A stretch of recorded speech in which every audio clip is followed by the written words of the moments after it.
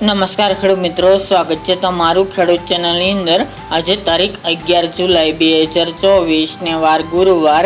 આજના થરાદ માર્કેટ યાર્ડના તાજા બજાર ભાવ। તો ખેડૂત મિત્રો, આજે થરાદ માર્કેટ યાર્ડની અંદર જીરુનો સૌથી ઊંચો ભાવ 5300 રૂપિયા જોવા મળી રહ્યું છે। આજે ફરીવાર જીરુના ભાવમાં વધારો જોવા મળી રહ્યો છે। 100 રૂપિયાનો બજાર પણ થોડી ઊંચી જોવા મળી રહી છે। તો ચાલો ખેડૂત મિત્રો, આપણે જાણી લઈએ કે આજે રાયડો, જીરું અને અજમાના ભાવ શું ચાલી રહ્યા હતા।